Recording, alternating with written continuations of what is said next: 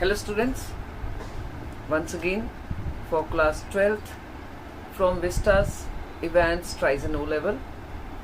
This is our 8th video.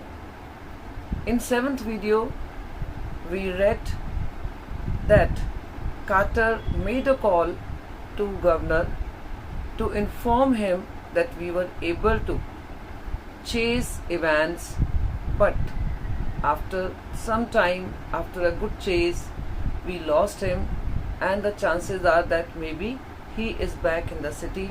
But governor says, don't worry, he's not back in the city. I know where he's gone. So your job is now over. Now it is police job. So thanks for this job. And then he asked this governor, he was really worried for this injured McLeary. That's why he asked for McLeary.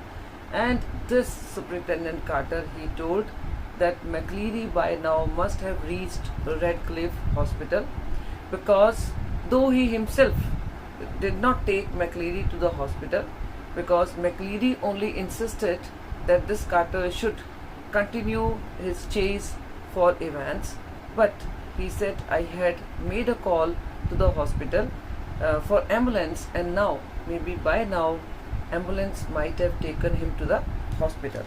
So now we are at page number 85. The governor rang the Redcliffe a few minutes later and asked for the accident department. Now this governor, he was really worried for injured McLeary. So he called these hospital authorities and he wanted to ask about his well-being. Okay, so that's why he asked for this hospital and he wanted to take stock of this injury. So he called for accident department. McLeary, you say? This is what he answered. These people, they said, okay, you are talking about some McLeary. Yes, he's a person. He said, yes, he's a person and he is admitted in your hospital. I don't think there's anyone. Yes, there is. You will find one of your ambulances picked him up from Elsfield Way about. But governor said, no, please check it again, because one of your ambulances had brought this injured person from Elsfield Way. You just please check it again. He must be there. Oh, that, yes, we sent an ambulance, all right. But when we got there, the fellow had gone. No one seemed to know where he was. Just vanished, not a sign. But that person told, yes, we had got a call, okay, for some injured person. Our ambulance had gone, but we could not find any injured person over there. We do not know where that person had vanished. But the governor was no longer listening. Now governor was surprised. That injured person should be there in the hospital. Now where he is gone? And why he is gone somewhere else? And now he got to know something. He made more inquiries. But the governor was no longer listening, and the truth seemed to hit him with an almost physical impact somewhere in the back of his neck. It was a hit. It was a big blow when he got to know the truth. A quarter of an hour later, they found the Reverend S. McLeary securely bound and gagged in his study in Broad Street. He had been there, he said, since 8:15 a.m. when two men had called and now actually, because McLeary was not there, he did not wait for the ambulance. That's why governor thought that it means he might have gone back to his apartment.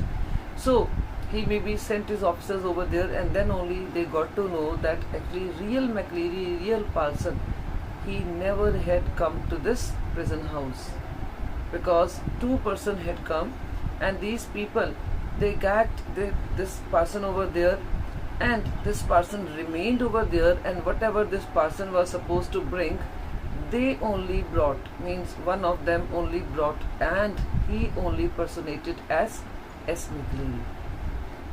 Inquiries in Newbury throughout the afternoon produced nothing at all. Now, on the other hand, he had instructed Bell and his two officers also, okay, to search him for over there, okay, Newbury, but they could not find anyone in Newbury. Nothing at all. And by tea time, everyone in the prison knew what had happened. It had not been Evans impersonating McLeary who had walked out. It had been Evans impersonating McLeary who had stayed in. Actually, now only they got to know that the person who had ran away, they were thinking that maybe it must be Evans only who ran away, okay, who pretended to be S. McLeary and who was there at the main gate with junior officer. No, now only they got to know actually that person was not Evans. So who was Evans? Evans was the person who was showing himself injured one, and they were all thinking that maybe this actually injured is S. McLeary and real Evan has escaped. Actually, it was not that Evan has escaped. Evans was there only. He was there with the police only, and wherever he wanted, okay, these police officers to, wherever he wanted to reach, he was now with police officer, or we can say with the help of police officer, he reached over there, Elsfield Way, and from there only he had gone wherever he was to go according to the plan. So it means certain things were written in the plan, Newbury and all, maybe it was just to befool the officers. Okay, the fish and chips. Now, though there is no gap shown, but even then the scene is different. Okay, now this Evans, who showed that he is actually injured, but he was not injured at all. Now this Evans, according to the plan, he was somewhere in the hotel, and this hotel name was given to him, and now he is there. He had checked in the hotel, and now after taking some refreshment, he is again coming back to his room in the hotel. And now while coming back, he is all thinking about this well laid, we can say, plan. The fish and chips were delicious, and after a gentle stroll round the center of Chipping Norton, Evans decided to return to the hotel. So this area is Chipping Norton.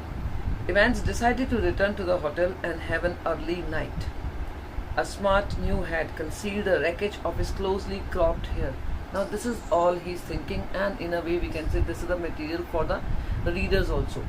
If you remember, Evans was wearing one hat, and he said, this is my lucky charm. And now we get to know why he was wearing hat, because he had cut his long hair very short, okay, very near to the scalp, okay, because the person who was about to come impersonating S. McLeary, actually he was having very short hair. So that's why he was also supposed to have those short hair only, then only they could befool the prison officers. So now he's thinking that this is good, that because of my hat nobody could get to know that now my long hair were gone. A smart new hat concealed the wreckage of his closely cropped hair, and he kept it on as he walked up to the reception desk of the Golden Lion. Now this is the name of the hotel, Golden Lion. It would take a good while for his hair to regain its former glories. But what the hell did that matter? Now he's thinking that now because my hair according to the plan was cropped very closely to the scalp, no problem. Though he always wanted long hair, and it will still take time to get back those beautiful long hair, but it's okay. This much sacrifice is not a big sacrifice for this escape. He was out again, wasn't he? A bit of bad luck that when Jackson had pinched his scissors, for it had meant a long and tricky operation with his only razor blade the previous night.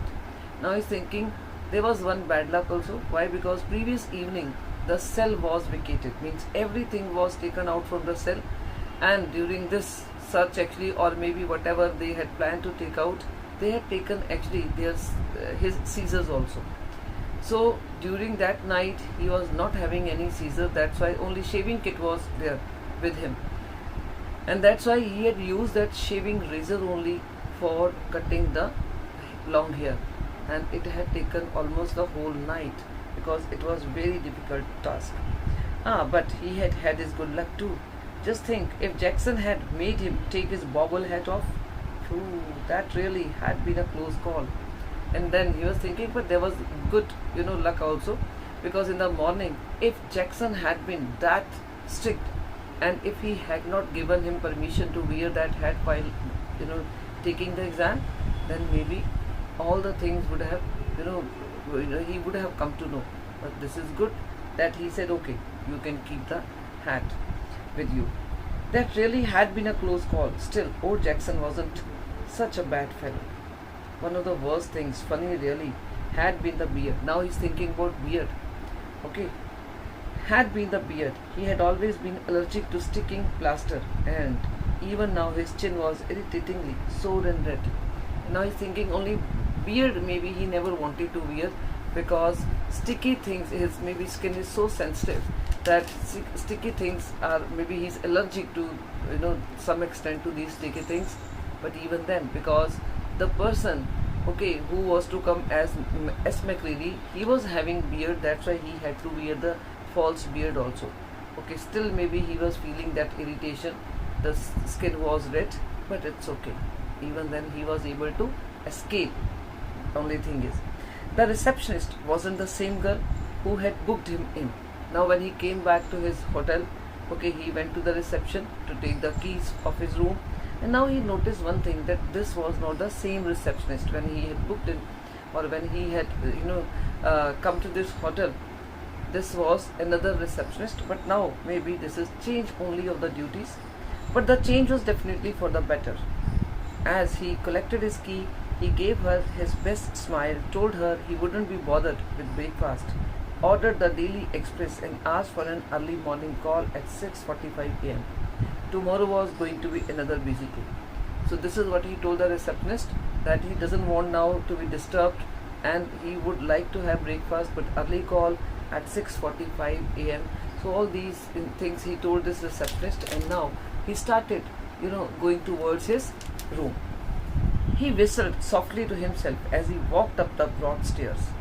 He had sort of liked the idea of being dressed up as Mr. Dog Collar and everything.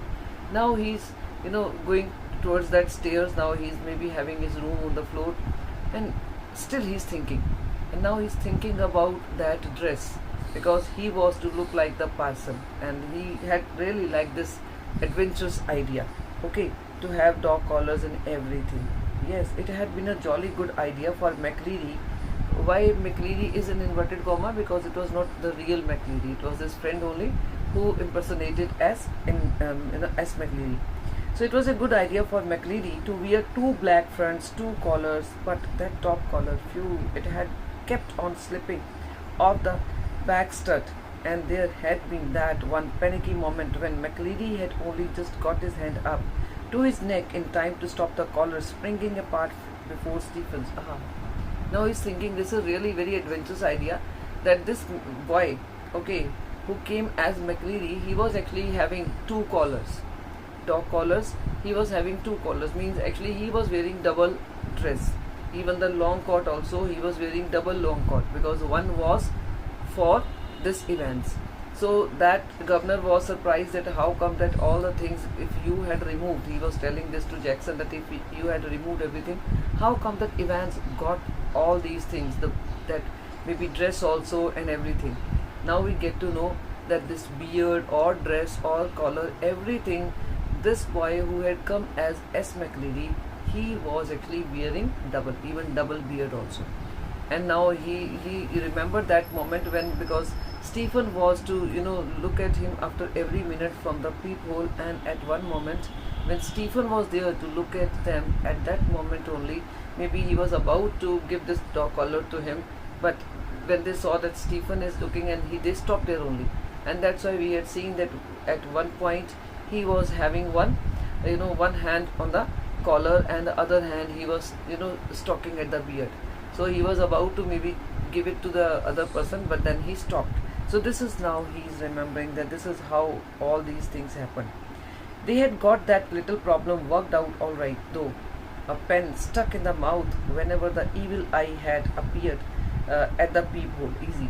And that's why he was not writing anything, and he was just keeping the pen in the mouth, and he was showing that he is trying to recollect. Actually, all this time they were changing, and they were doing all this makeup and all. Whenever this junior officer was at the peephole, they would stop like that only. So that's why this all was happening. A pen stuck in the mouth whenever the evil eye had appeared at the peephole. Easy, but all that fiddling about under the blanket with the black front and the stud at the back of the collar, that had been far more difficult than they had ever bargained for. And now we get to know why he had asked for the blanket also, because he just put the blanket over the shoulder, and under the blanket actually he was doing everything. He was changing, and he was putting beard, etc. It was really difficult task. Everything else had gone beautifully smoothly, though. In the car, he had found everything they had promised him. Now in the car means from Elsfield Way, where he had told these officers, Superintendent Carter, that you just leave me here and you just call for the ambulance only, and you just continue with your chase, and this ambulance will come and take me over there. But what had happened when this Carter had gone? Okay, his own people had come in the car, and that's why when ambulance reached over there, there was nobody. So his own people had come, and everything was there in the car to change and to remove the beard and then soap, etc. Everything else had gone okay smoothly. Though in the car he had found everything they had promised him: soap and water, clothes, the map. Yes, the map, of course. The Ordnance Survey map of Oxfordshire. He had got some good friends, some very clever friends, Christ.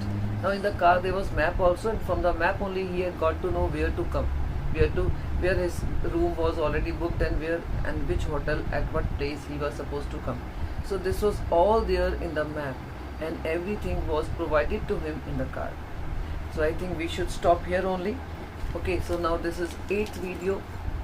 Most of the chapter we have already done, and I would suggest again one thing only: watch all the videos very carefully, then only you will be able to do the questions. Thank you.